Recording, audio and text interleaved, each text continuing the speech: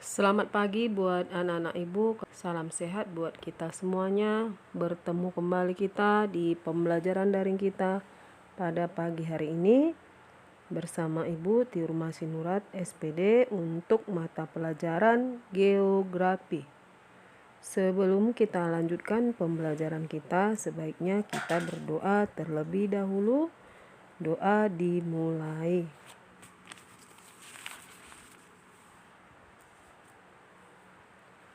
Doa selesai. Untuk anak-anak ibu, materi pembelajaran kita pada pagi hari ini berjudul tentang peta. Nah, di sini ada ibu buat contoh peta dunia. Nah, dari gambar peta ini salah satu dari jenis peta berdasarkan isi, yaitu termasuk jenis peta umum. Nah, untuk lebih jelasnya lagi, kita lanjutkan pembelajaran kita tentang peta. Oke, anak ya. Nah, kompetensi dasar dari materi kita pada pagi hari ini memahami dasar-dasar pemetaan, penginderaan jauh, dan sistem informasi geografi atau SIG. Nah, jadi untuk materi kita pagi ini Ibu garis bawahi ya nak, dasar-dasar pemetaan. Nah, untuk penginderaan jauh dan sistem informasi geografi itu kita pelajari nanti untuk pertemuan selanjutnya. Oke anak ya. Nah, adapun tujuan dari pembelajaran kita pada pagi hari ini yaitu siswa mampu memahami dasar-dasar peta dan pemetaan. Selanjutnya, siswa mampu membuat peta wilayah pada bidang datar. Oke nak, Ibu harapkan kamu dapat mencapai tujuan pembelajaran kita pada pagi hari ini. Kita lanjutkan. Nah, ini dia penjelasan dari materi kita pada pagi hari ini. Untuk penjelasan yang pertama diawali dengan pengertian. Nah, pengertian peta. Peta diartikan sebagai gambaran sebagian atau seluruhnya permukaan bumi pada bidang datar yang diperkecil dengan skala. Ilmu yang mempelajari peta disebut kartografi. Nah, Ibu tambah ya nak ya. Orang yang ahli membuat peta disebut kartograf atau kartografer. Oke nak ya. Nah, di sini ada 4 poin ya. Nah, poin-poin ini merupakan fungsi dari peta. Nah, ada 4 fungsi peta. Yang pertama itu petunjuk lokasi suatu wilayah di permukaan bumi. Yang kedua, menggambarkan luas, bentuk, dan penyebaran berbagai objek dan gejala di permukaan bumi. Yang ketiga, menentukan jarak dan arah. Yang keempat, sebagai dokumen atau sebagai arsip.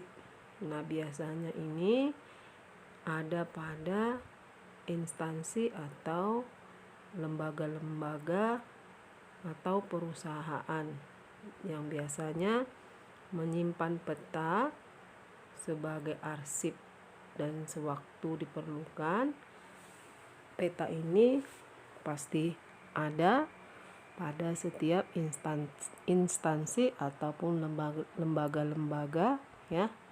Nah, selanjutnya macam-macam peta. Nah, peta itu dibedakan atas. Nah, ini ada 3 ya nak ya. Yang pertama itu menurut jenisnya, ada peta foto, ada peta garis.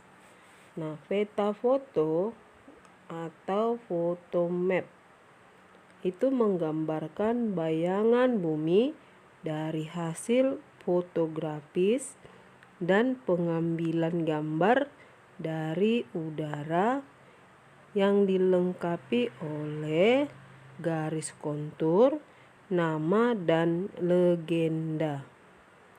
Nah, nanti untuk penjelasan garis kontur, nama, dan legenda ya, boleh nanti kamu kita cari ya, atau kita buat sistem tanya jawab ya nak ya. Apa itu garis kontur ya, apa itu nama peta dan legenda peta. Nah, waktu nanti ibu menjelaskan komponen peta atau syarat peta itu nanti bisa terjawab. Oke nak ya. Nah, selanjutnya untuk peta garis. Nah, peta garis atau line map itu artinya menggambarkan bentuk muka bumi dalam bentuk titik, garis, dan luasan. Oke nak ya, itulah untuk jenis peta atau macam-macam peta berdasarkan jenisnya. Selanjutnya jenis peta menurut skalanya. Nah, ini ada 5. Yang pertama, peta skala sangat besar 1:100 sampai 1:5000 ya. Nah, yang kedua, peta skala besar 1:5000 sampai 1:250.000. Yang ketiga, peta skala sedang 1:250.000 sampai 1:500.000. Yang keempat, peta skala kecil 1:500.000 sampai 1:1 juta. Yang kelima, peta skala sangat kecil itu sama dengan peta skalanya lebih dari 1:1 juta. Oke anak ya, itu untuk berdasarkan skalanya. Nah, selanjutnya berdasarkan isi ya, ini dibagi 2. Peta umum ya, itu menggambarkan kenampakan alam secara umum ya. Nah, jenis peta umum itu peta topografi dan peta korografi. Nah, untuk peta topografi ini pengertiannya adalah peta yang menggambarkan daerah yang luas. Peta topografi adalah peta yang menggambarkan bentuk relief atau tinggi rendahnya permukaan bumi. Oke anak ya, ibu ulangi, untuk peta topografi adalah peta yang menggambarkan bentuk relief atau tinggi rendahnya permukaan bumi. Selanjutnya peta korografi.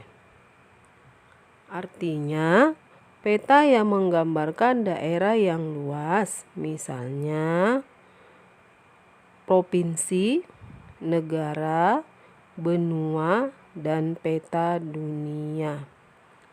Nah, peta korografi juga peta yang menggambarkan semua kenampakan yang ada pada suatu daerah, misalnya gunung, pegunungan, sungai, danau, jalan raya, rel kereta api, batas wilayah, dan sebagainya. Jadi semua kenampakan umum ya. Jadi itulah pengertian dari peta korografi.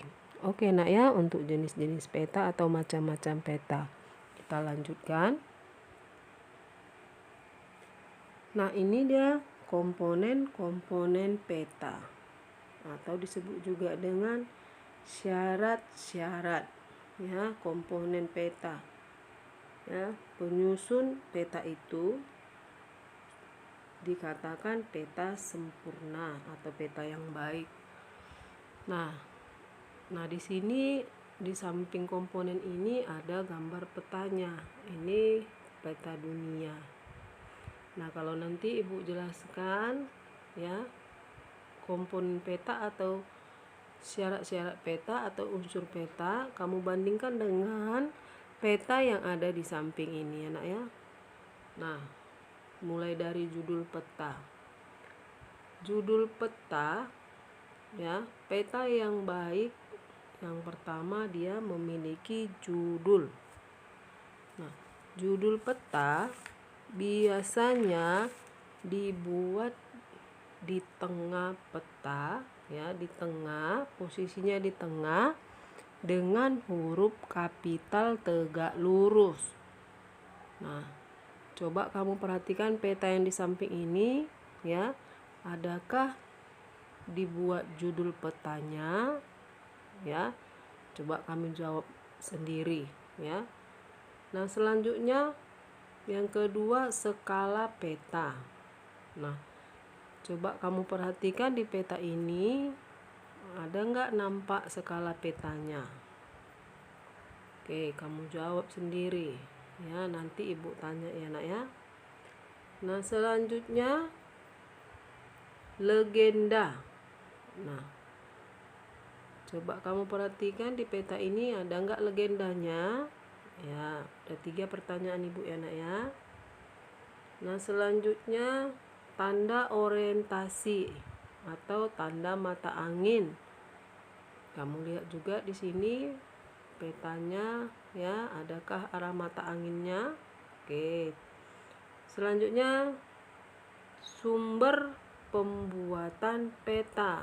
Sumbernya maksudnya lembaganya ya, atau instansi atau jawatan yang mengeluarkan peta ya. Nah, jadi selanjutnya tahun pembuatan peta. Ya, di sini lihat juga tahunnya. Ya, ada apa enggak ya? Nah, kamu jawab sendiri, nanti Ibu tanya ya. Nah, selanjutnya garis tepi peta. Oke, untuk garis tepi peta itu ya menjelaskan tentang ini peta bagian atas garis tepinya, garis bagian bawah. Oke, sorry ya nak ya.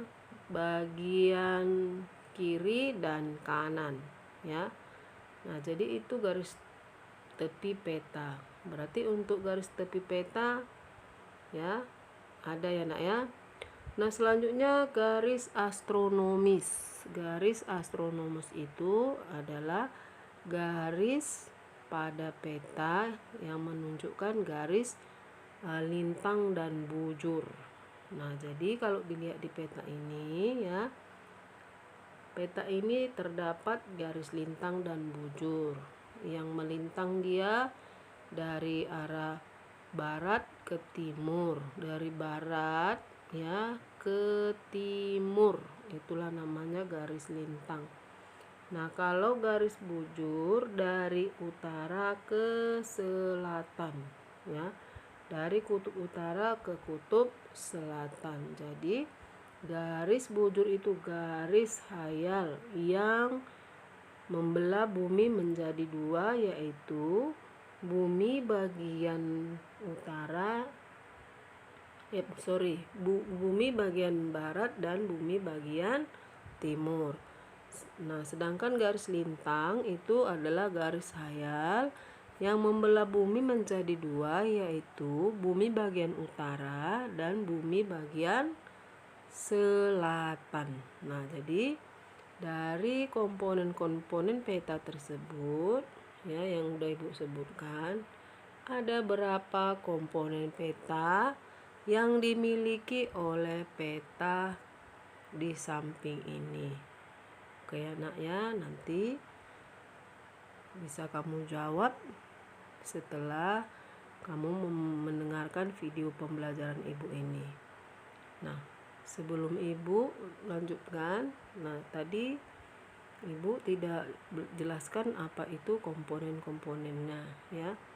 Nah, yang pertama, yang kedua ya, tadi judul itu ada di tengah, huruf kapital tegak lurus. Nah, kalau judul itu nak harus sesuai dengan isinya.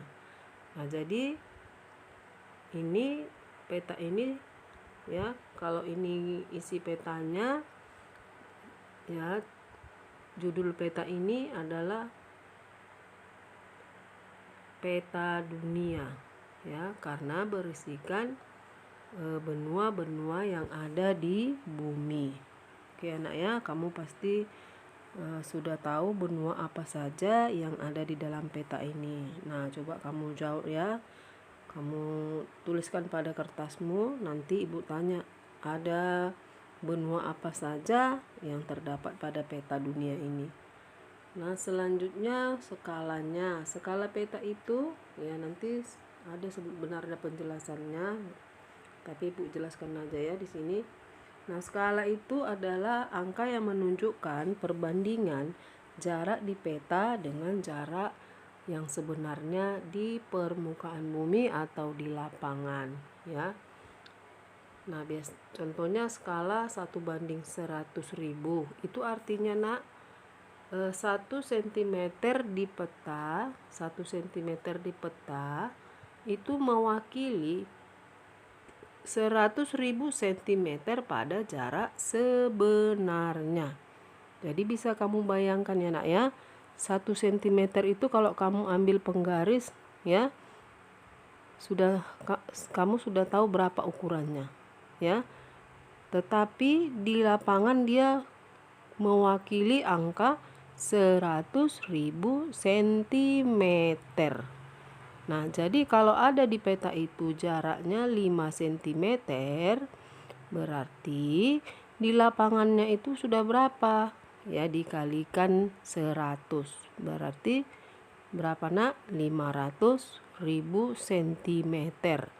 Nah, kalau di lapangan itu satuan panjangnya pakai kilometer ya nak ya.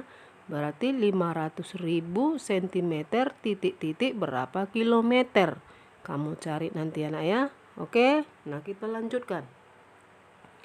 Tanda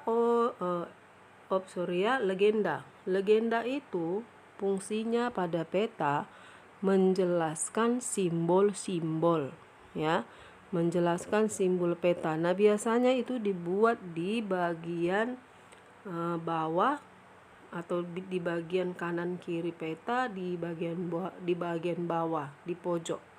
Nah, jadi kalau di peta ini ya bisa kamu lihat adakah legendanya. Nah, jadi fungsi legenda menjelaskan simbol peta. Nah, nanti untuk simbol ada juga penjelasannya nak ya. Nah, selanjutnya tanda orientasi atau arah mata angin. Nah, di sini juga tadi Bu bilang adakah arah mata anginnya? Nanti kamu jawab. Nah, jadi mata angin yang utama atau orientasi arah yang utama itu ada 4, yaitu utara, selatan, barat, timur.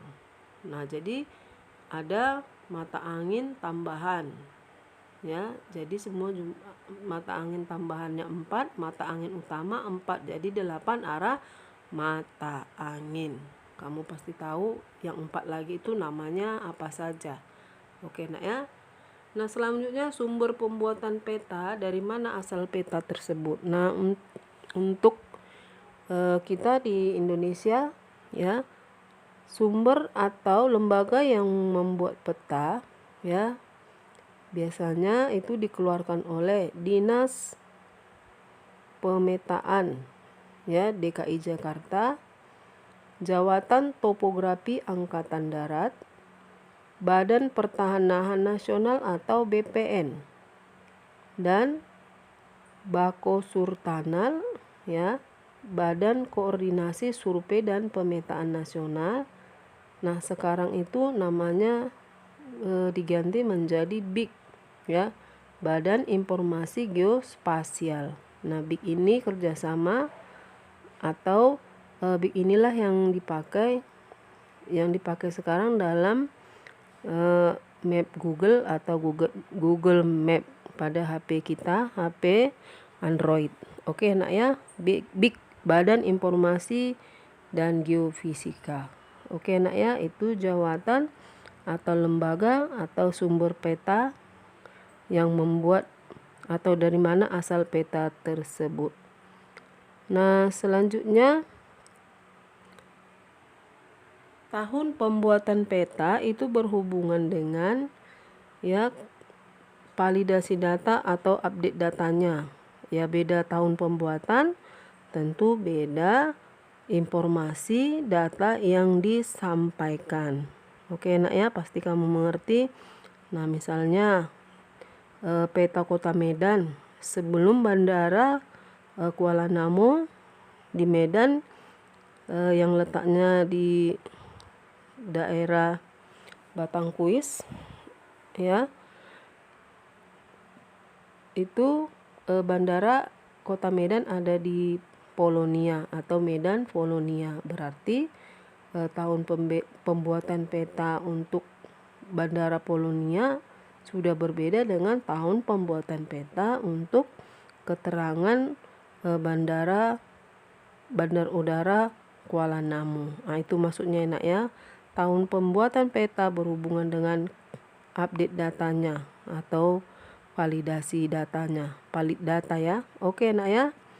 Nah, selanjutnya untuk garis tepi udah tadi, kanan, kiri, atas, bawah. Nah, dan garis astronomis juga tadi udah ya, garis pada peta yang menunjukkan garis lintang dan garis bujur. Oke, Ibu harapkan kamu pasti sudah mengerti. Kita lanjut ya, nak ya.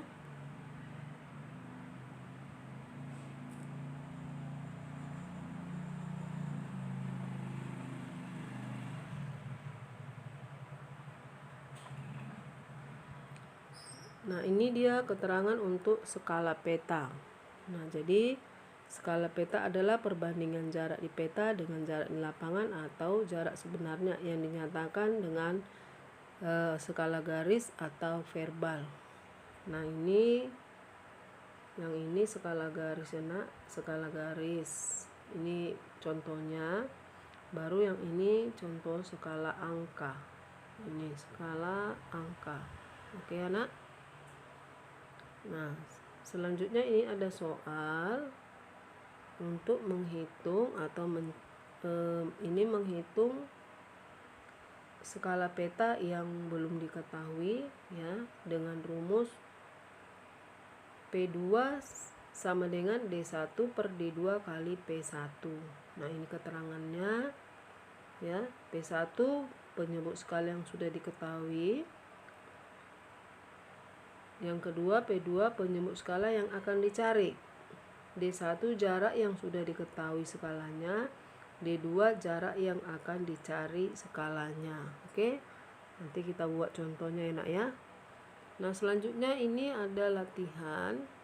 Nah, ini nanti kamu jawab juga. Diketahui sebuah peta berskala 1:350.000. Ubahlah skala peta tersebut menjadi skala grafik ya. Maksudnya nomor 1 ini dibuat menjadi seperti ini. Oke, nak ya. Nah, sedangkan yang kedua, ubahlah skala garis di bawah ini menjadi skala pecahan atau skala angka. Ini ya dirubah menjadi skala angka. Oke, nak ya. Nah, kita lanjutkan. Nah, ini simbol dasar yang bisa digunakan pada peta.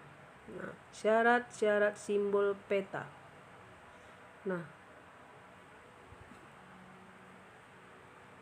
yang pertama itu sederhana. Simbol peta harus sederhana. Contohnya, kalau dia simbol geometrik, bentuknya bangun datar seperti segitiga, persegi panjang, dan bujur sangkar ya. Nah, selanjutnya mudah digambar ya. Contohnya yang di ini ya. Ya, inilah simbol yang mudah digambar ya. Ini geometri, ada segitiga, ada bujur sangkar, ada titik ya. Nah, selanjutnya ini berhubungan dengan garis ya. Pada peta yang berhubungan dengan simbol garis ya, aliran sungai, jalan ya, batas wilayah, batas daerah, dan sebagainya. Nah, selanjutnya yang ini untuk simbol luasan ya. Nah, jadi simbol mudah digambar. Oke, nak ya. Nah, mudah dibaca. Oke. Selanjutnya mencerminkan ketelitian data dan yang terakhir bersifat umum. Nah, maksudnya ketelitian data. Nah, kalau dia titik itu menjelaskan apa? Titik kecil ya, di sini ada titik yang kecil, ada titik besar ya. Ada nanti titik di dalam bujur sangkar. Nah, itu ya datanya ya, itu menunjukkan datanya lebih terperinci atau datanya lebih jelas ya. Jadi beda arti titik kecil, titik besar ya, titik dengan ada lingkaran dan sebagainya. Oke, nak ya. Nah, jenis simbol ada simbol titik, yang ini simbol titik, ada simbol garis yang ini, dan simbol bidang ini, bidang atau luasan atau area. Nah, jadi tiga jenis ini untuk simbol. Nah, boleh juga ditambah satu lagi ya untuk simbol, yaitu simbol warna. Nah, simbol warna ini menjelaskan ya, menjelaskan kenampakan alam ya, sesuai dengan warnanya pada peta. Oke. Nah, kalau dia warna hijau berarti mewakili vegetasi, dataran rendah, hutan. Kalau warna coklat dia mewakili apa di permukaan bumi ya?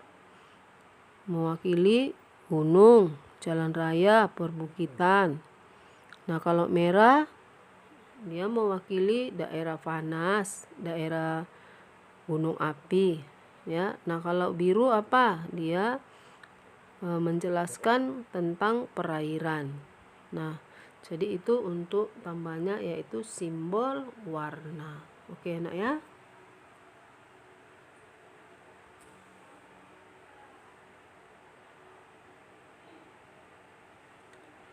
Nah. Oke. Nah, jadi untuk penjelasan Ibu untuk materi kita tentang peta ya sudah selesai ya, sampai pada simbol peta. Oke, nak ya. Ibu akhiri ya dengan mengucapkan salam sehat buat kita semuanya. Selamat pagi dan terima kasih.